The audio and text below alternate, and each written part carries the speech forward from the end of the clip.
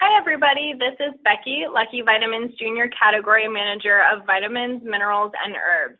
It's great to have so many people joining us today for the LuckyVitamin Wellness Webinar, A Recipe for Health Mediterranean Style, presented by Jolie Root. Thank you all very much. Jolie Root is a nurse, nutritionist, health educator, and medical journalist, is the senior nutritionist and educator at Carlson Laboratories. Jolie travels throughout North America attending medical conferences, lecturing, and educating the public about the role of nutrition and integrative medicine. Before I turn things over, just a few quick reminders. The webinar is being recorded and will be emailed to you after its conclusion. If you have any questions during today's webinar, please enter them in the question box on your screen. At the end of the webinar, we will try to answer as many questions as possible. Thank you all again, and now I'm going to turn things over to Jolie.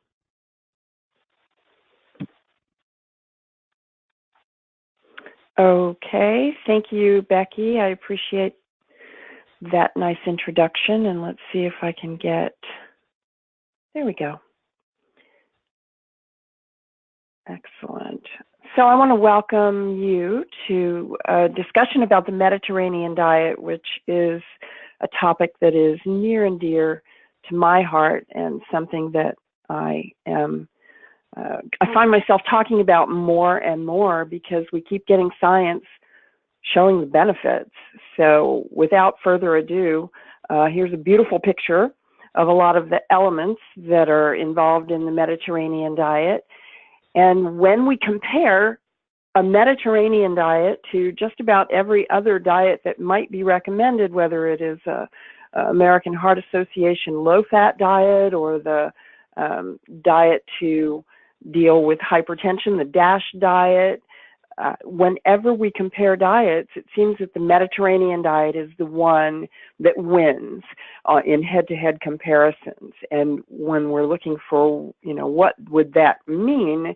It means when we're looking at reduction in heart events, at reductions in cancer diagnoses, at people's ability to lose weight, just about every measure metabolically of a diet, the Mediterranean diet seems to be the one that performs the best. So I wanted to go through some of that science, but first start with what is a Mediterranean diet and how do we convert ourselves from diet, the sort of North American diet, to one that is more Mediterranean. So I wanted to go through some of the elements of the Mediterranean diet. And again, benefits with the Mediterranean diet are linked to lower heart disease, living longer, protection from becoming diabetic, less likelihood of ever having a cancer diagnosis, and also being able to maintain a healthy weight. So the Mediterranean diet, this is a structure called the diet pyramid. We used to make recommendations like this in nutrition education. We had a pyramid, and at the base were the things that you consume the most, and up at the top, the things the least. And this is Old Ways Preservation and Exchange Trust, that it's a group of people that do nutrition education, and this is the Mediterranean diet pyramid. And you see activity at the base, meaning that one of the most important things that we can talk about is not what's on our plate, but is what we typically do in the course of a day. Activity being central to good health, no matter how we approach a conversation about good health. Becoming and staying more active is the foundation for better health. And we're recommending 30 minutes a day. So it's not even 30 minutes 5 times a week or 15 minutes every other day. We're recommending 30 minutes a day now, and so that means daily activity. And there's kind of a catchphrase these days in nutrition and health education, which is that sitting is the new smoking. So it's as dangerous to be a sedentary person as it is to be a person that smokes. And that is an eye-opener when it comes to the importance of getting up and getting on our feet and moving about. So I highly recommend, as a way of looking at your own level of activity, that if you have a smartphone, you activate the health app and start keeping track of the number of steps that you take in a day. And the goal is 10,000. And it might be that you have a job where you work on your feet, you're a nurse, or you have some other a retail position or something where you're on your feet a lot. Not everyone does up out of the hour, minutes in everything for a long time is a particularly bad habit. Now, moving up on this pyramid, you see vegetables, you see whole grains, you see beans. These are all things that we want to do every day. And when we say grains and whole grains, it's not just about bread, but actually cook some grains and use them as a starch in a meal. The white flour diet features a food meal, 4 ounces of something or sardines, featuring seafood and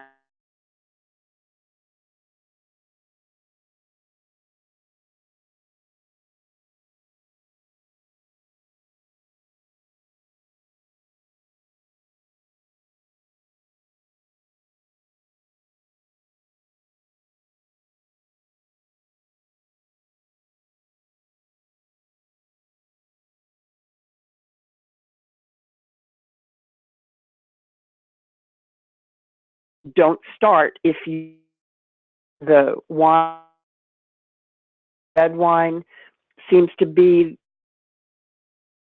of alcohol that is and can have more than one glass and not even a risk that comes with daily consumption of alcohol with women. We have a higher risk of breast cancer if we consume more than 4 servings of alcohol in a week as women. So we don't metabolize alcohol as well as men do, and therefore we have to really keep a limit on the amount that we consume. But the red wine is a feature of the Mediterranean diet. And then every day, the other thing that we want to be sure that we drink is water, lots and lots of water. Putting lemon in it, these are things that we can do, but water of this diet. So what we limit butter, a tablespoon or less per day. Instead, the fat in this diet is olive oil, and that's one of the key components of the Mediterranean diet. Daily, we limit fried and fast foods. Great idea to get rid of those. Today, that are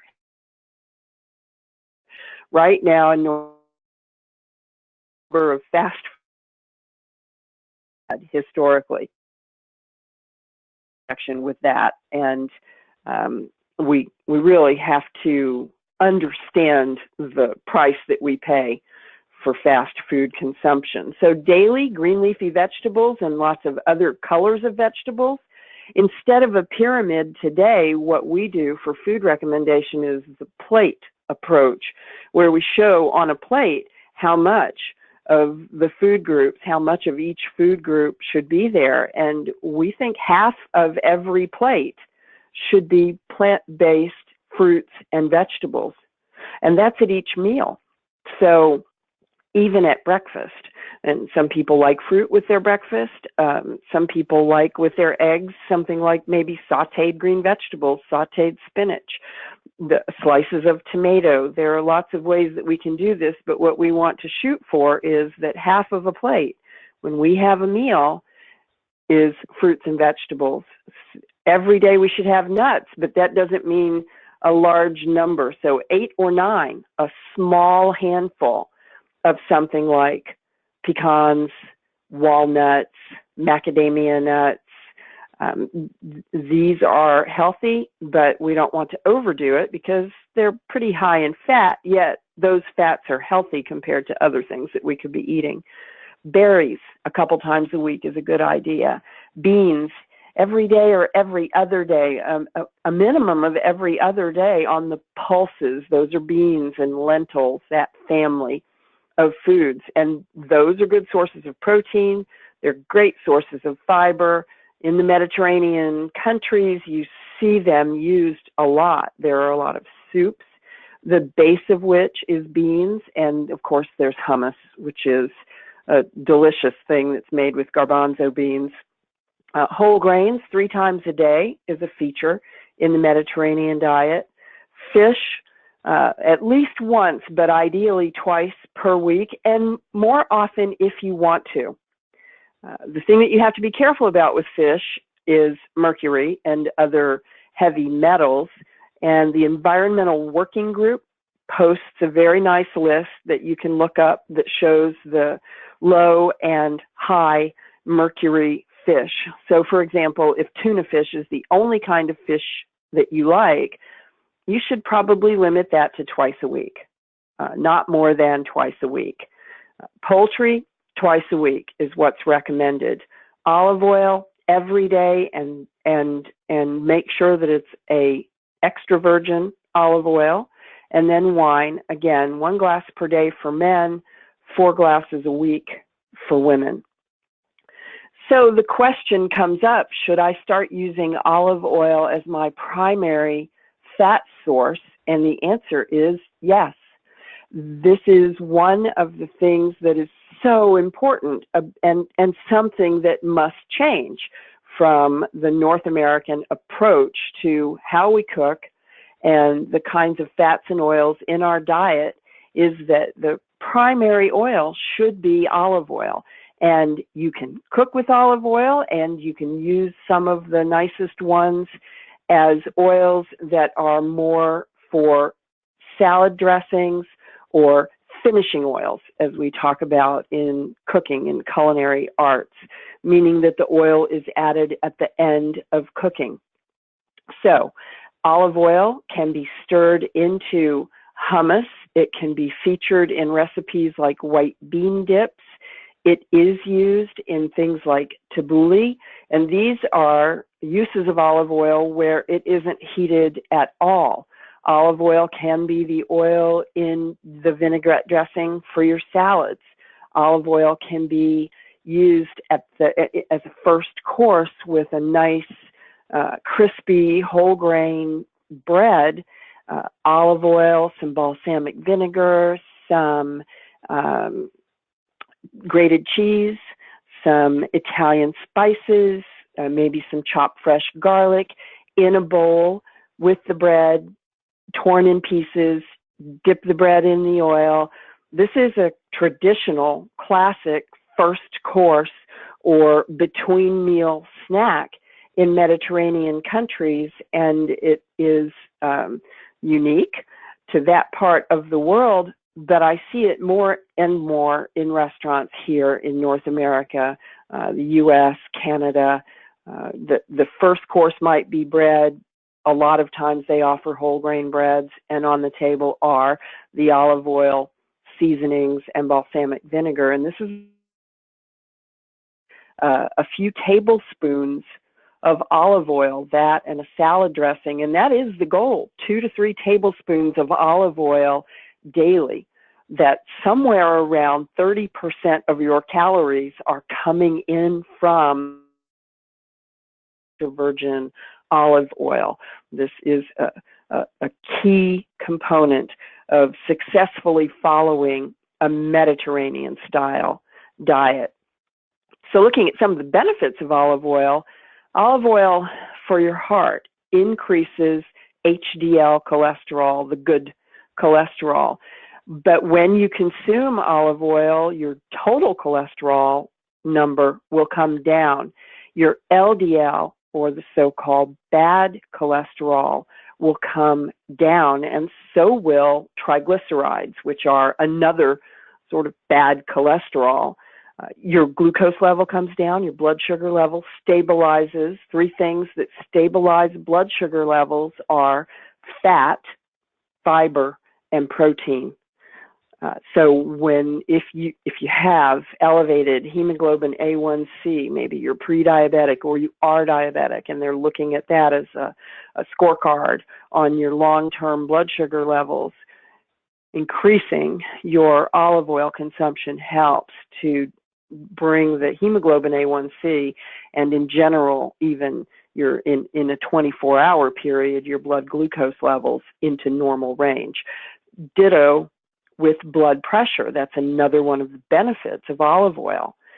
There was a study that looked at diabetic patients, type 2 diabetics. They compared a carbohydrate feature diet with a diet high in olive oil, and the people who consumed the olive oil had big reductions in total cholesterol, triglycerides, VLDL cholesterol, and LDL cholesterol, with a slight increase of HDL. So people that have this concern, the Mediterranean diet is a very, very good choice for you.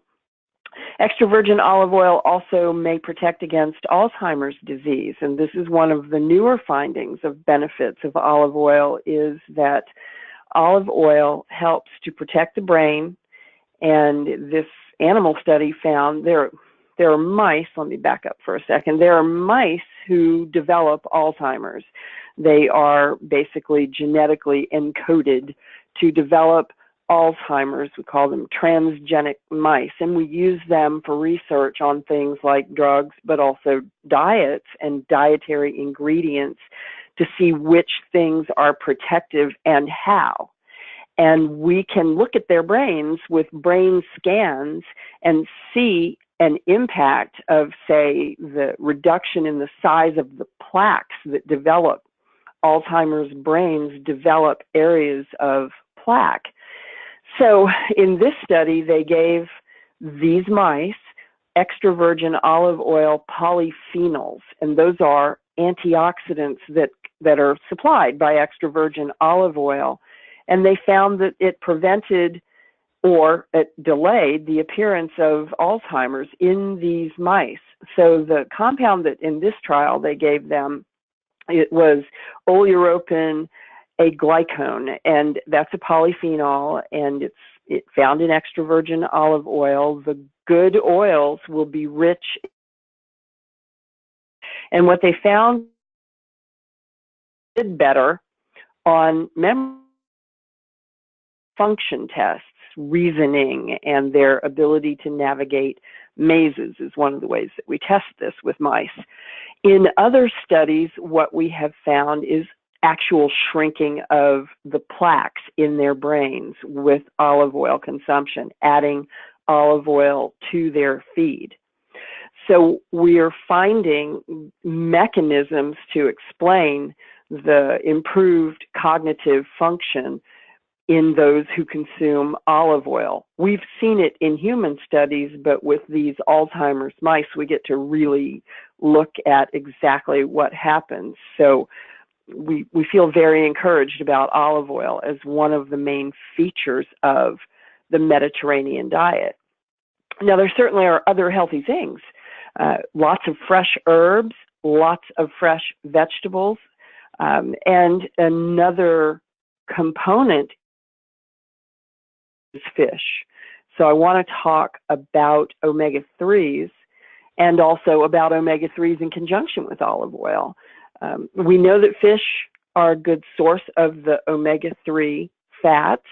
We know in the Western diet we get too much omega-6, which comes from things like corn and the animals, the beef, the pork that eat corn and soybeans in feedlots. So we're trying to reduce omega-6 and boost omega-3 as a goal in public health. We get somewhere between 20 and 25 times more omega-6 than omega-3 on average across North America, and the goal is getting them down to where they're almost even. but not more than 4 times omega-6 to omega-3. And what that means is we need to boost the omega-3 and reduce the omega-6. And that is one of the great benefits of the Mediterranean diet. It's not high in omega-6.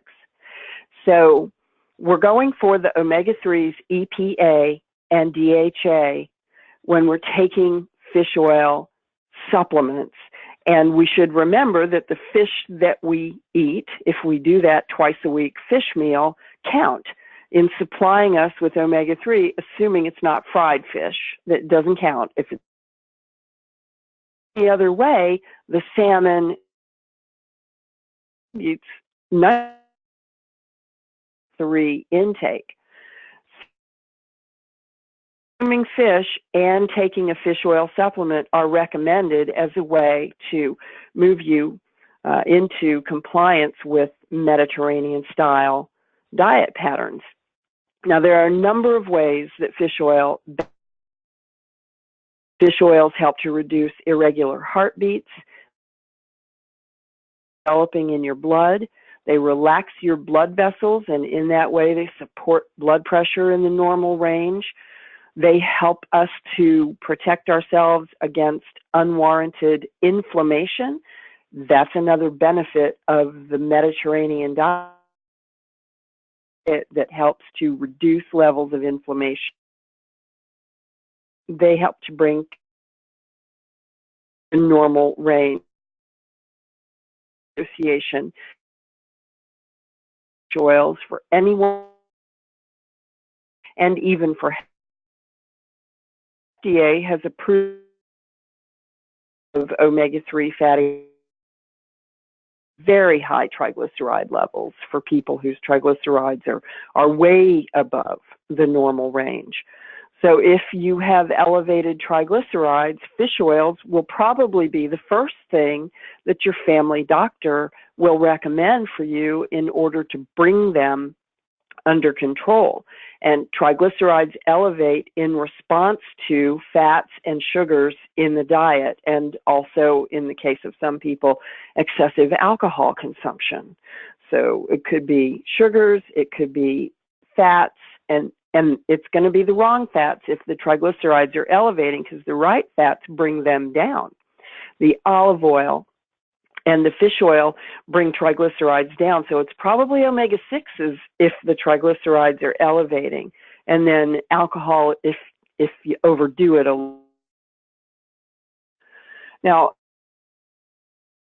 sort of set the pace for the recommendation of fish oils for heart patients, and the study was called the GC study, the GC Prevenzione trial. It was an Italian study, 11,324 people that had had a heart attack, and they gave them fish oils or a placebo and followed them for about 3.5 years.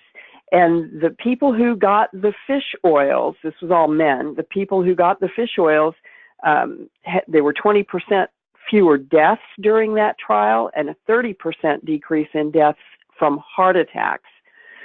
And in sudden cardiac death, there was a 45% reduction. And the publication of that trial led to the recommendation of doctors of fish oils for people with heart problems.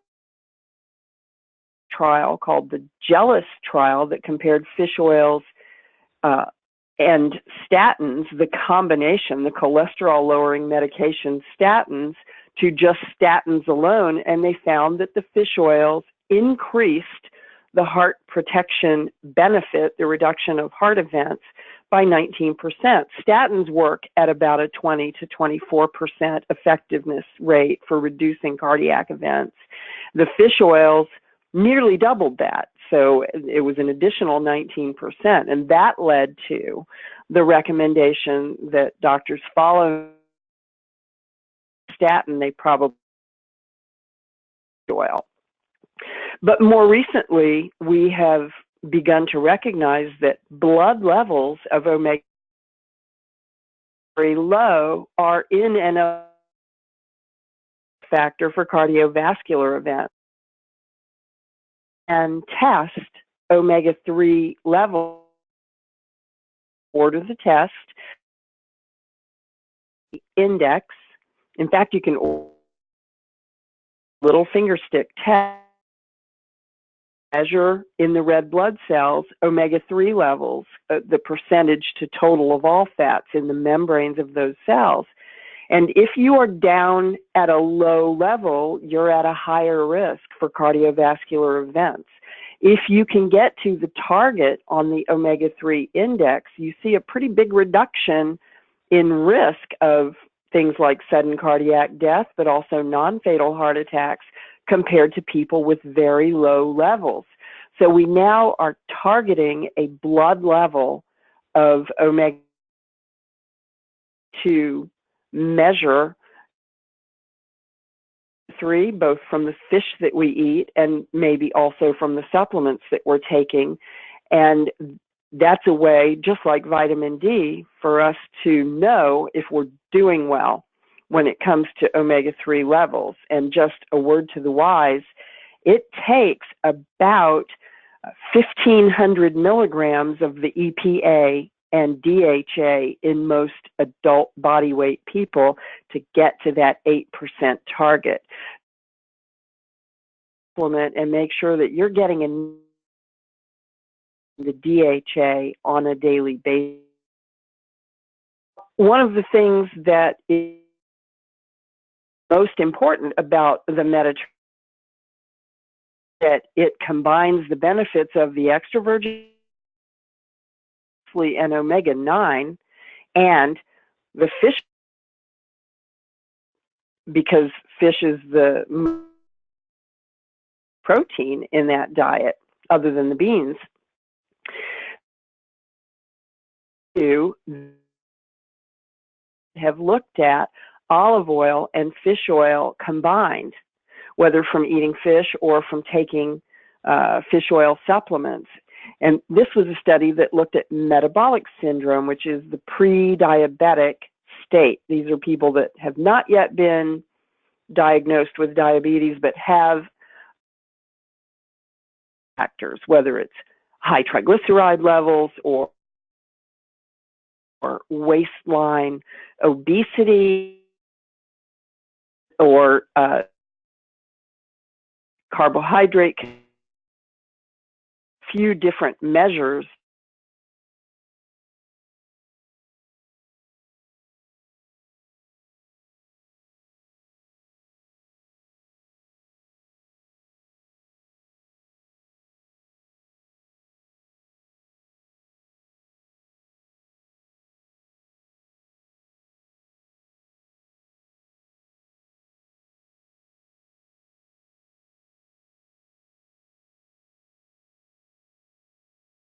Markers of oxidative stress, free radicals, the oxidation, the reason that we look at the antioxidant content in fruits and vegetables and olive oil.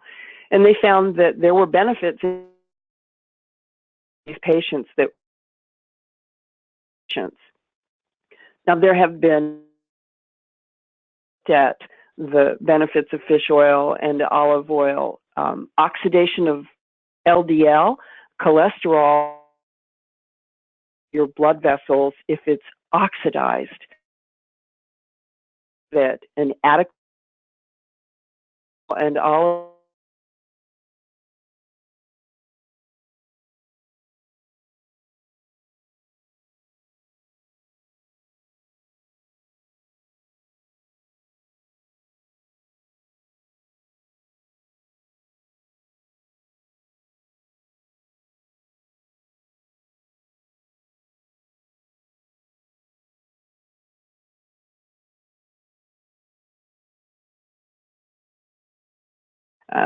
daily consumption of olive oil reduced DNA damage in postmenopausal women, and supplementing with fish oil and olive oil improved pain scores and also grip strength in rheumatoid arthritis patients.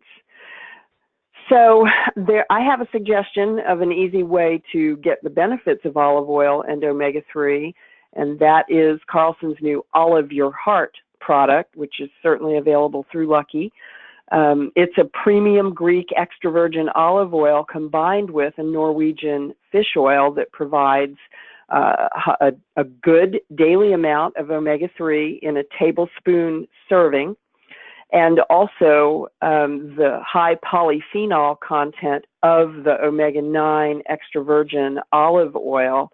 And there are any number of ways that this can be used. A serving is a tablespoon a day, and that could be salad dressing or stirred into hummus or used in a recipe at the end of cooking. It's not supposed to be heated, but it is a finishing oil. So once the dish is finished, so let's say you were making a nice pasta with a sauteed broccoli and garlic, this oil stirred in right before serving would be a great way to basically get the benefits of the Mediterranean diet right in one ingredient.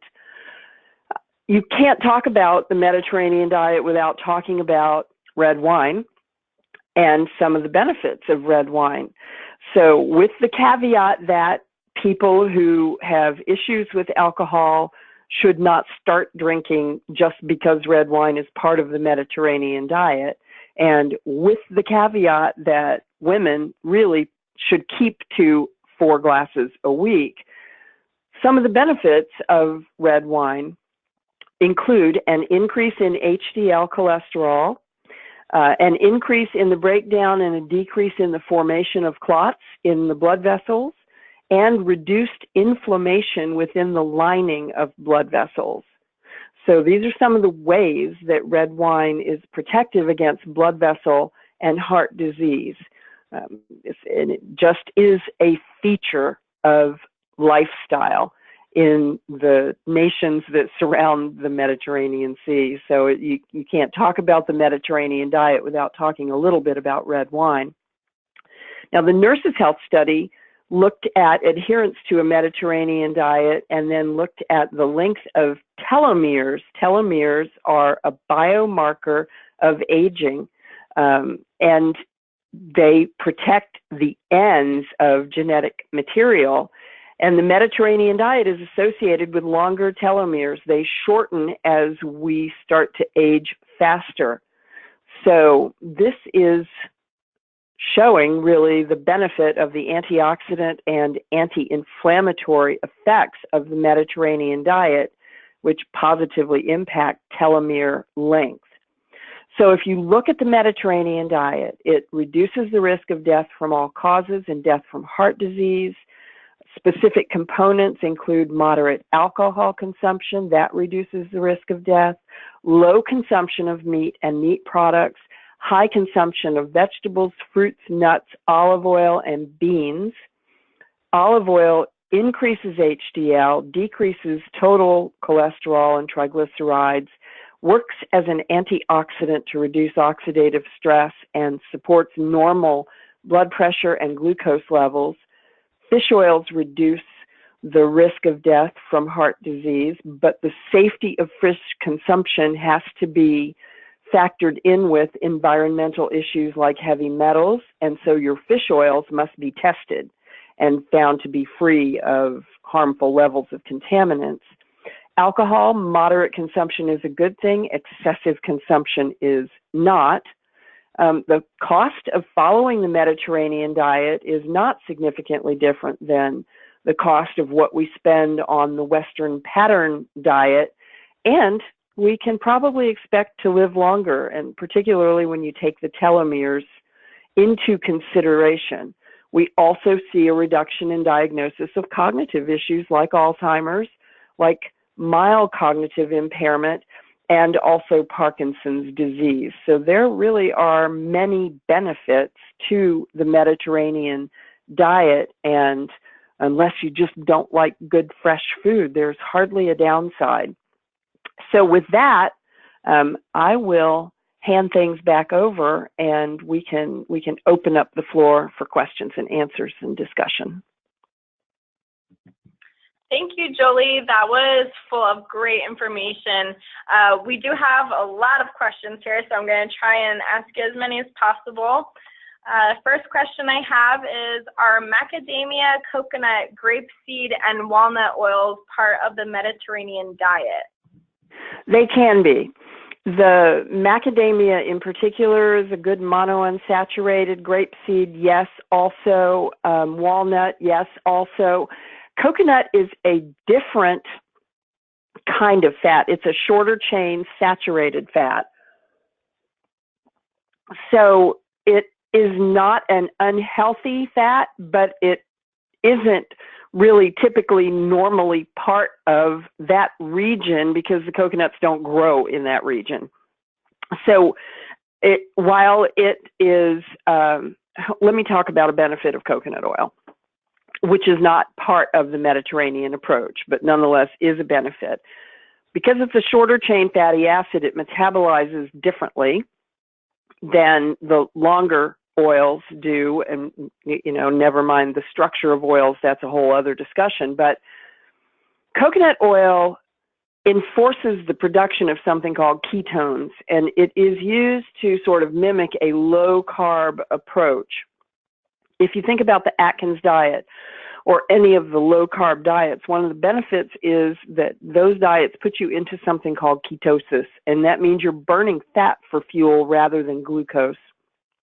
Coconut oil helps to raise the level of ketones, and it's used most effectively for people that are mild, early-stage Alzheimer's patients whose brains are insulin resistant and aren't using glucose efficiently.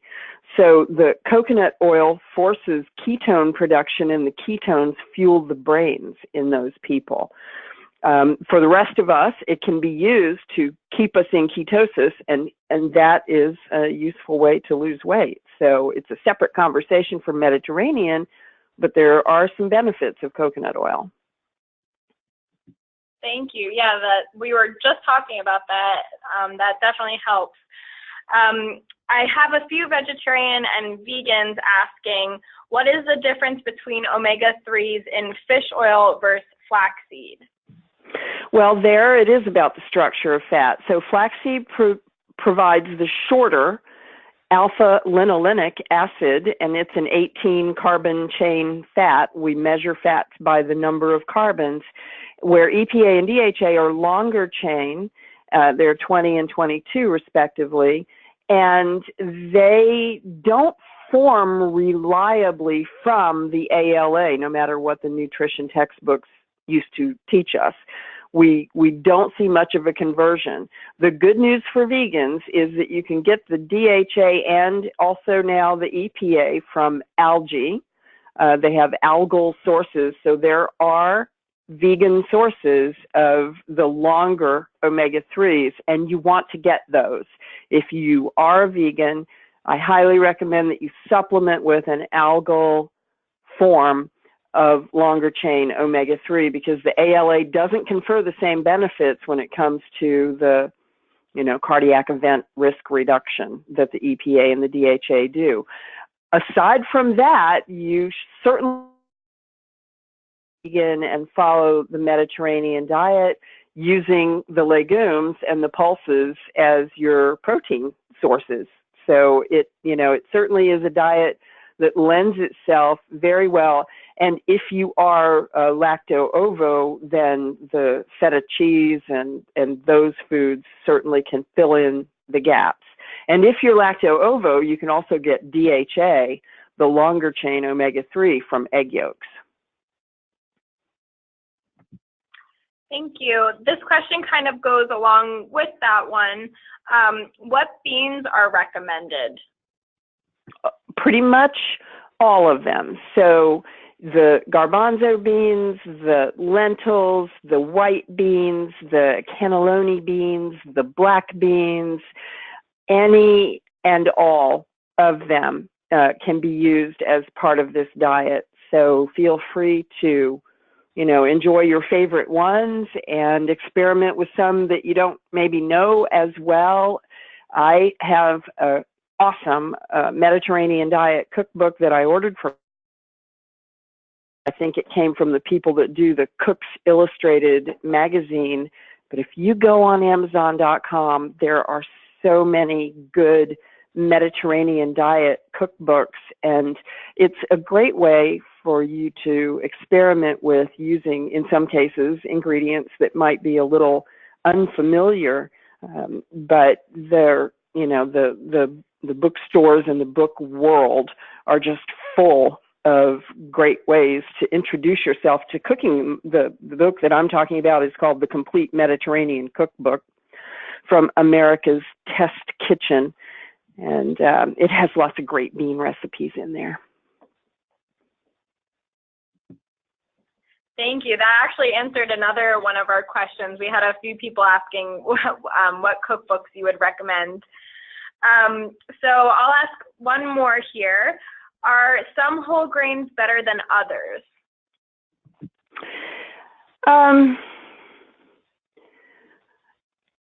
I'm not judgmental when it comes to whole grains if they actually are whole grains.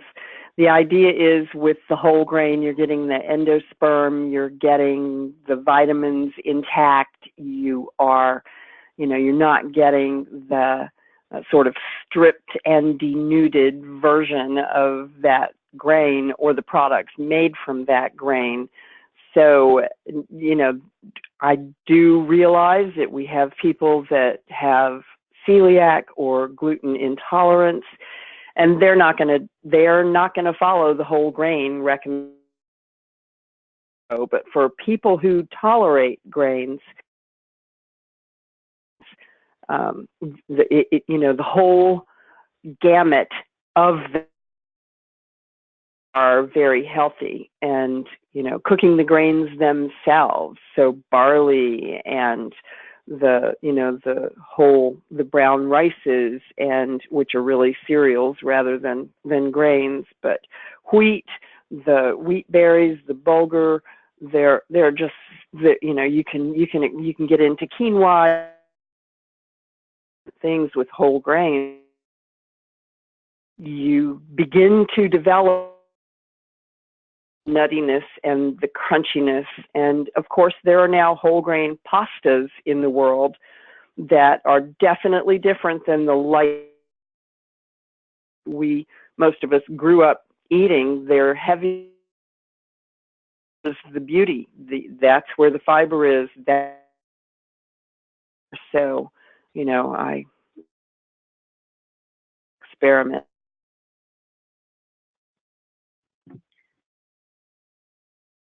We're going to wrap things up now, and thank you all again for attending